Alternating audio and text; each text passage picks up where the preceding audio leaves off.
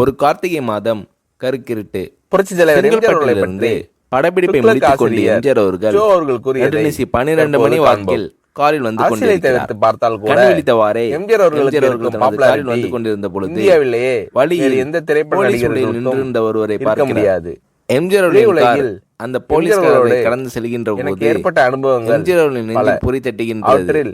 ஆளே நடமாட்டம் இல்லாத இந்த அர்த்தராத்திரியில் எழுதுகிறேன். அந்த போலீஸ்காரர் பத்திரிகை காத்து நிற்கிறார் என்பதை புரிந்து கொள்கிறார் முன்னால் எம்ஜிஆர் அவர்கள். ஜெய்ப்பூரில் உடனே தனது டிரைவரிடம் காரை நிறுத்த சொல்கிறார்.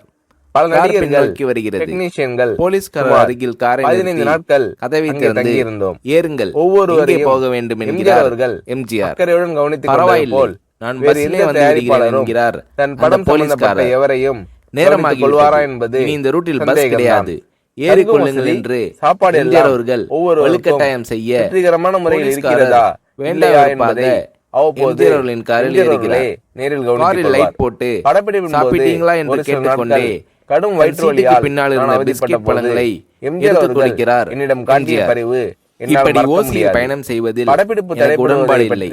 நீங்கள் உண்ண சொல்லி கவலைப்பட்டதாகவே இழிவுபடுத்தாதீர்கள் என்று அதே சமயத்தில் போலீஸ்காரர் மறுக்கிறார். ஒரு வழக்கை நடத்துவதற்காக பூரிக்கிறார். ஆஜராக வேண்டிய இருப்பவனிலிருந்து இல்லாதவன் வரை படித்து பதவி ஏற்பதற்கு எத்தனை பேர் எம்ஜிஆர் அவர்கள் எனக்கு அது வேண்டும் சிரமம் இது வேண்டும் என்று எம்ஜிஆர் அவர்களிடம் பெற்று சொல்கிறார்கள்.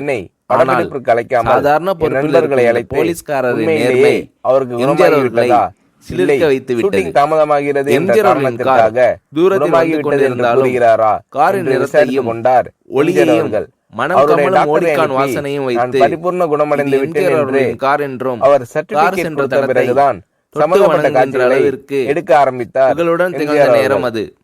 அரை மணி நேரம் கார் சென்று கொண்டிருக்கிறது என்பதில்லை. ஆனால் எல்லா நடிகர்கள் அதுவரை எம்ஜிஆர்களை பற்றி பெரிதாக போற்றி புகழ்ந்து பேசாமல் அந்த போலீஸ்காரர் அடிமை பெண் பொருட்படுத்தாமல் வந்ததே எம்ஜிஆர் அவர்களுக்கு அந்த போலீஸ்காரர் மீது மிகுந்த மரியாதை ஏற்பட்டது.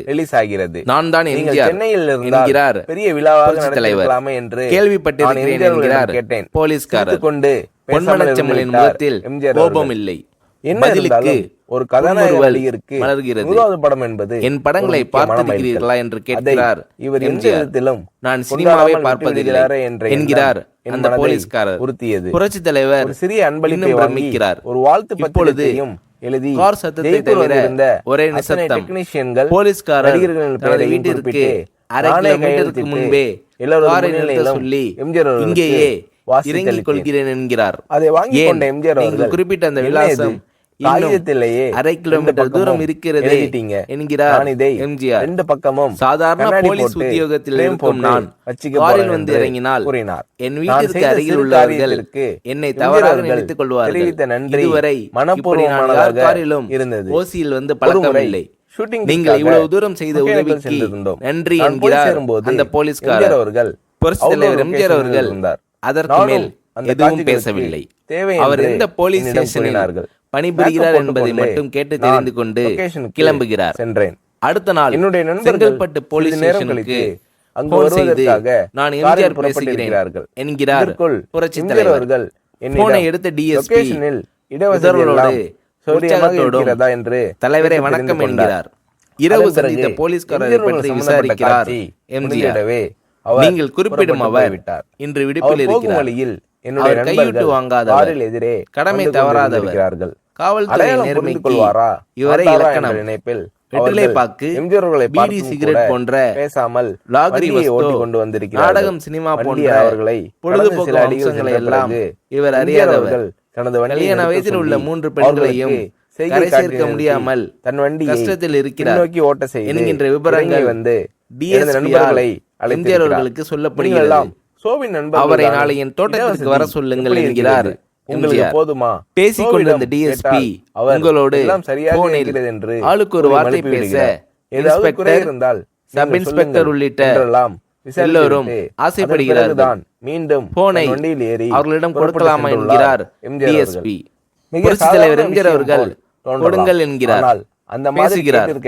அந்த போலீஸ் ஸ்டேஷனே புண்ணியம் பெற்றதாக இல்லை. புலகாகிதம் அடைந்தனர் அந்த போலீஸ்காரர்கள். மறுநாள் அந்த போலீஸ்காரர் உதாரணம் ராமவரம் தோட்டத்திற்கு அழைத்து வரப்படுகிறார். ஷூட்டிங்கில் அவரிடம் பேப்பரில் மடித்த பெரிய பணக்கட்டை கொடுத்து இதை வைத்து உங்கள் பெண்களின் கல்யாணத்தை நடத்துங்கள் என்கிறார் எம்ஜிஆர். அந்த போலீஸ்காரர் மறுக்கிறார். நான் ஏதாவது உங்களிடம் காரியமாற்ற சொல்லி அதற்காக பணம் கொடுத்தால் அது தவறு. என்னால் ஆக வேண்டியது உங்களுக்கும் உங்களால் ஆக வேண்டியது எனக்கும் எதுவும் இல்லை. நான் உங்கள் கூட பிறந்த ஒரு சகோதரனாக நினைத்துக் கொடுக்கிறேன்.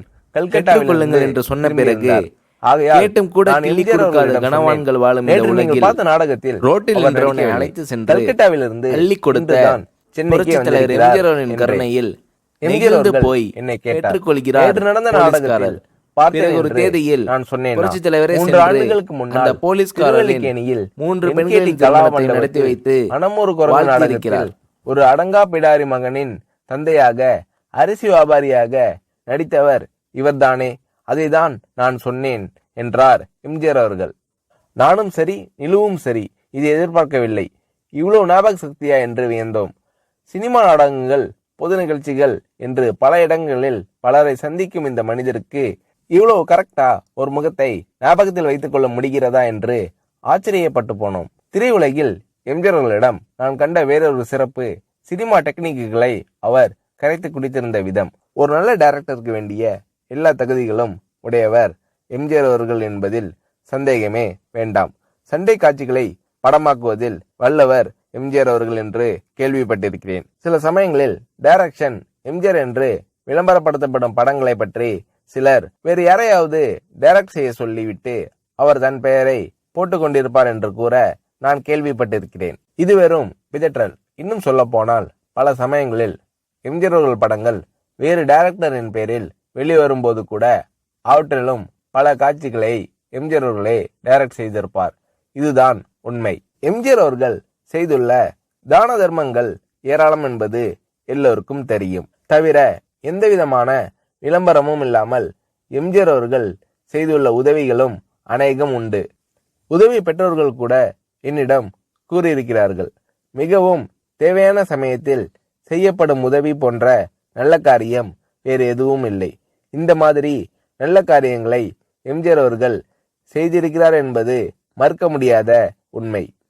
ஒரு நடிகர் ஒரு முறை என்னிடம் கூறினார், வீட்டுல ஒல வச்சுட்டு சோறு பொங்குற நம்பிக்கையோட ஒருத்தர் வீட்டுல போய் நிக்க முடியும்னா அது எம்ஜிஆர் தான், வேறு யாரும் கிடையாது. இந்த மாதிரி மனப்பூர்வமான சர்டிபிகேட் வேறு எத்தனை பேருக்கு கிடைக்கும் என்று புரட்சி தலைவர் எம்ஜிஆர் அவர்களை பற்றி ஷோ அவர்கள் கூறுகிறார்.